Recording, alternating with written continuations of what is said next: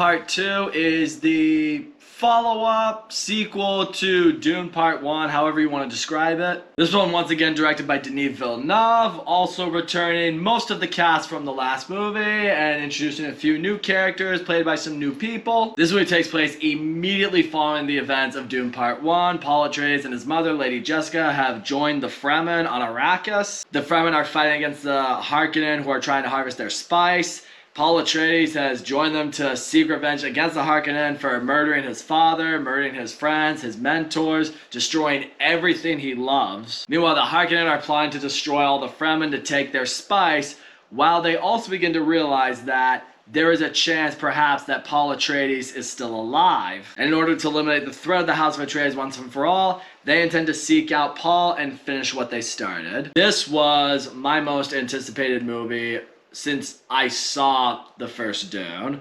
I thought the first Dune was spectacular. I thought it was mesmerizing. I thought it was a great sci-fi movie. But naturally, the way it ends was clearly set up for another movie or two. We obviously didn't get a whole lot of closure, and there was real fear for a while that a Dune Part 2 wasn't going to happen due to the circumstances that Dune Part 1 got released under. It was still a pandemic year.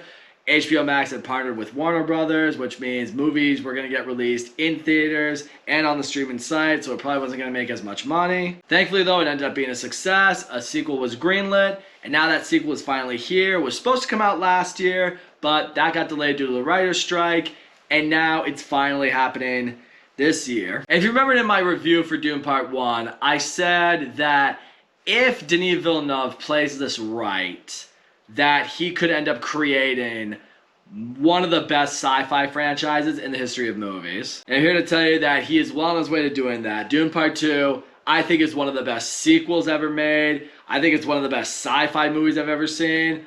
And I fucking loved this movie. I mean, holy shit, this movie was so fucking good. So yeah, I have a lot to talk about. I have a lot to gush over. So let's get right into it with the cast of this movie. The entire cast across the board was fantastic. Like I've said oftentimes, there's not a false note anywhere when it comes to acting in a movie for certain movies, but for this one right here, there really is not a false note anywhere.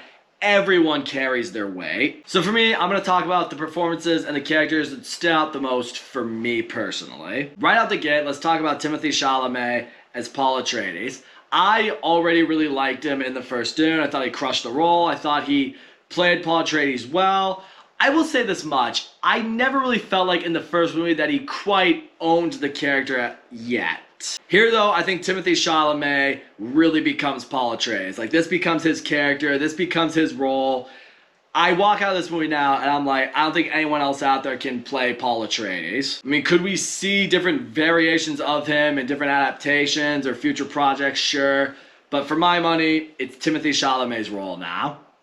I mean, he is absolutely phenomenal in this movie. And what I think I really appreciate with Paul in this movie is here we're really starting to see him grow even more. The character development in this movie is phenomenal. I mean, he has just joined this group of people, and there are people in this group who believe he is this messiah, he's this prophet, he's the one who's supposed to lead the Fremen to paradise to defeat the Harkonnens. And slowly throughout this movie, you really see him grow and develop into that leader. Like, it harkens back to what his father said in the first Dune. A great man doesn't seek to lead, he's called to it. And slowly but surely throughout this movie, you kind of see that. It starts off with him being like, I don't know if I want to be seen as this prophet, I don't know if I want to lead, and gradually he sees the influence that he has over these people, and he sees what he's capable of doing.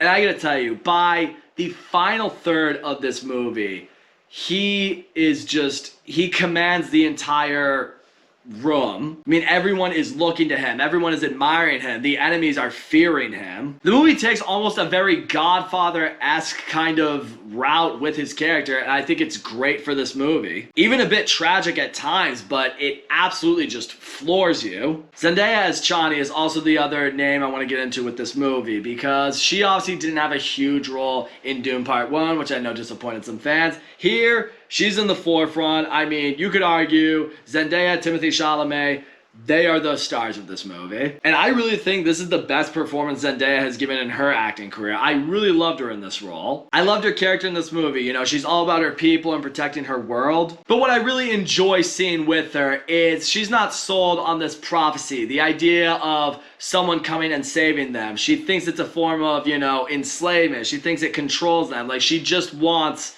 to take out the Harkonnen, and she believes it's through the power of people that does that. And that's what I think allows me to really get on board with the relationship that does develop between Paul and Chani, because she's not falling for him because she sees him as this messiah or anything like that. Progressively throughout the movie, you really do feel like a real genuine love and connection is forming between the two of them. Because I think that was something that I feared going into this movie. I was like, am I just going to buy into this romance? Like, right out the gate, are they just going to be into each other? I mean, they are to a degree, but it never felt forced. It never felt like, oh, okay, they're into each other now and now this is happening. But I never bought into that. They very gradually, and I thought very wisely, built the romance between the two characters the right way, and by the time it blossoms, you are completely rooting for them. And that's what I really love with this movie. This movie makes you care for so many different characters. When things happen to them, when things go on, it hits you a type of way. I mean, in Dune Part 1, you kind of get invested in the characters, but by the end of Dune Part 2, you are attached emotionally to so many of them. Another character in that sense is Lady Jessica. In this movie, you see her kind of undergo her own form of leadership, just what she ends up doing for the Fremen, what she becomes. But you also see in her case, she's understanding just what Paul's imagery and what people believe in him to be,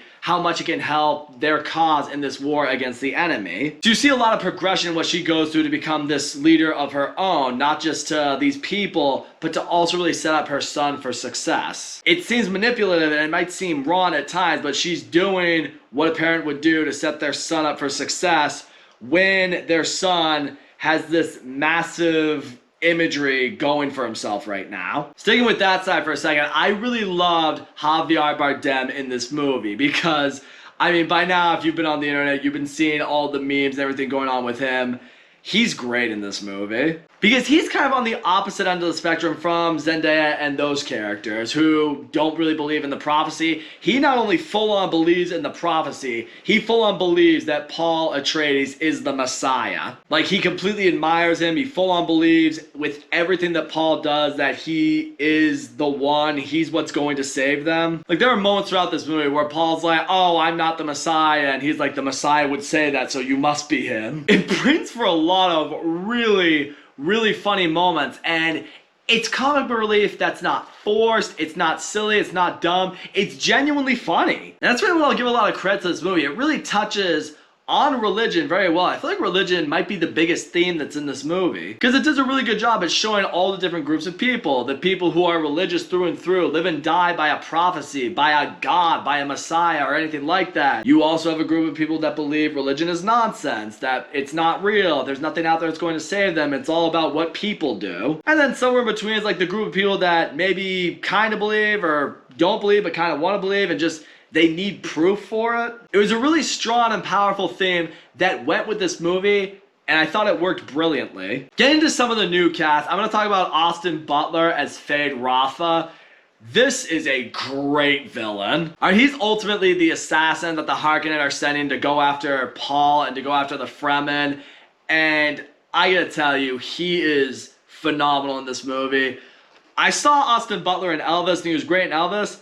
I might have liked him better as a performer, as an actor in this movie. Because this character, Fade Rotha, I don't know if he would have been as memorable a villain, as memorable a character, if it was anyone but Austin Butler giving this performance. I mean, this guy is sadistic, he is an animal, he's psychotic, he is evil. I mean, he's the type of guy that just loves to kill. I mean, if he's bored, and there's someone standing next to them, he'll fucking slit their throat just because he can. But what I really appreciate about Fade Rotha as a character is he had this surprising sense of honor to himself. Like, he had that warrior's mentality. Like, anyone that he ever faced in a fight, he showed the utmost respect for. He always treated them as an equal. He never felt like he was superior to them. He always knew he's like, never underestimate an opponent.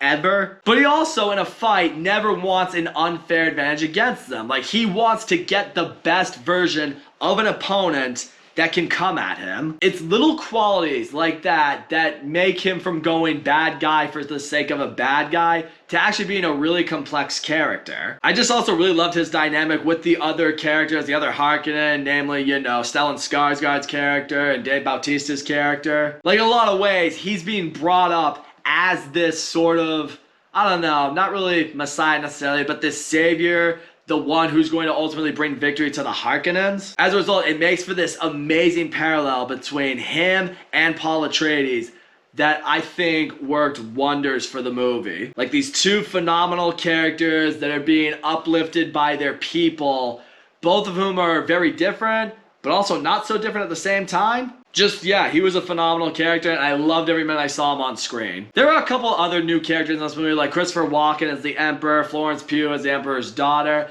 I'll get into both of them. Neither of them are in this movie for that much, and I understand that might disappoint some viewers, namely with Christopher Walken. We had been hearing about the Emperor for all of Dune Part 1, and the fact that he's finally here and he's not here that much might bother some people. I also know some people didn't feel like Christopher Walken was the perfect casting choice for the Emperor. I guess for me it's hard to say that if he was or wasn't. I mean, I haven't read the book, and also, like I said, he's not in the movie for very much. But I'll say this much, I think we all know that there's going to be a third Dune movie, so my guess is characters like Christopher Walken's and Florence Pugh's, who didn't get a whole lot of screen time in this one, similar to Zendaya in the first one, they will probably see much bigger roles in the next movie. So yeah, I've touched on performances, I've touched on the story. Let's get into the technical aspect of this movie.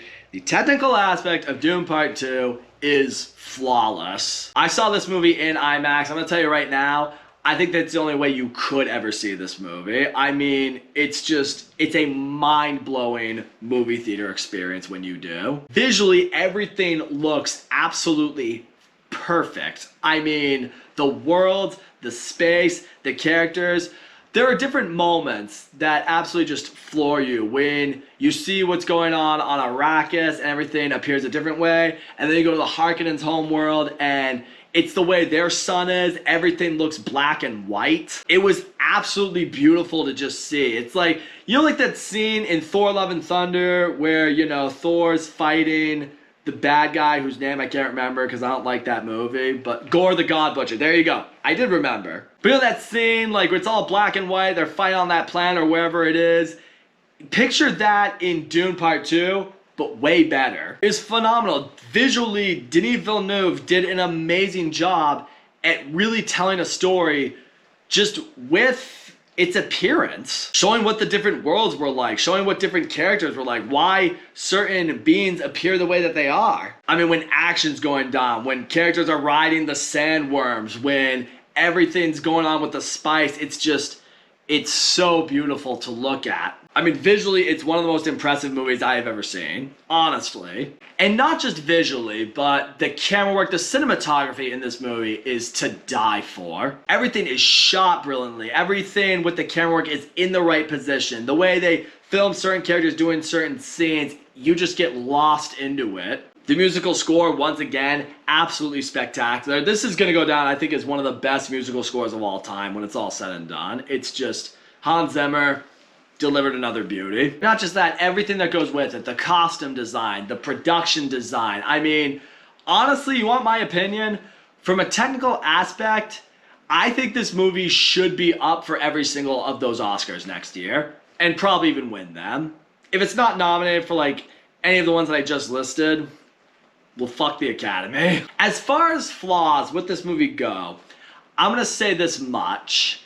The way this movie ends, once again, does feel a bit like a cliffhanger. Now, I don't think it feels as much of a cliffhanger as Dune Part 1 did. In this one, you definitely have some closure to the story that was being set up with Dune Part 1, namely when it comes to characters, I would say. But there is clearly, the way the movie ends, there's clearly still a lot more story to be told. Now, we've heard for a long time that Denis Villeneuve always wanted to make Dune a trilogy. He always wanted to make the first two movies based off the first book, and then the last movie would be based off the second book, which I believe is Dune Messiah, which I believe he's getting to work on right now. But yeah, as a result, when this movie ends, you're still sitting there a little bit with, I don't want to say unsatisfaction, but you absolutely want more. And you're not just really wanting more because the movie's great and it's awesome and everything like that, but because you know there is more of a story here. Like, I guess you could say it ends in that Empire Strikes Back, Infinity War type of way. It's like, you got enough to be satisfied as a movie, but you haven't been given enough to not want more. Like, you know there's more of a story out there. And when this movie wraps up, you are just, if you were me, you are sitting there just begging for Dune Messiah. Like I said in my review for Dune Part 1 that if they nail this right, we could very well get the sci-fi version of Lord of the Rings, and it's really shaping up like this is going to be that. So we had the first two movies. It doesn't feel like a conclusive story. I imagine the third one will officially wrap it up, and then you'll essentially have this one three-part movie, I should say rather, that is Dune. And then, yeah, if you're like me, you can take another day block to watch the entire trilogy all back to back and just be transfixed by it. So all in all, Dune Part 2 was spectacular. Not good, not great, spectacular. The cast across the board does an absolutely phenomenal job. You could tell me that any of the cast or any of the characters were the best of the movie, and I wouldn't disagree with you. The story is fantastic. I appreciated the love story. I appreciated the themes. I appreciated the character development. I appreciated the tragedy that happened in certain parts of the story. Technically, it's an absolute masterclass in every way, shape, or form. Visually, camera work, music, costume design, appearance, it's all top fucking notch. I absolutely need to have that third movie. I need to see how the rest of the story unfolds. I need to see what develops with more characters. And this movie has absolutely been killing it at the box office. I think it's already the highest grossing movie in at least the US, so I have a feeling this movie's gonna be one of the highest grossing movies of the year, so I'm a lot more confident here that Dune Part 3 or Dune Messiah, whatever they're going to call it, is going to happen than I think some people might have been after they saw, the first Dune. In the end, I absolutely loved Dune Part 2. I cannot wait to see this movie again, which I'm intending to, hopefully this weekend. And I gotta tell you this much right now, if this is not at least in my top 3 this year, by the end of the year, well then 2024 is just gonna end up being the greatest year for movies of all time, apparently. So that's all I gotta say, guys. Thank you so much for watching my video. Don't forget to leave a comment, like, subscribe, and I will see you all next time.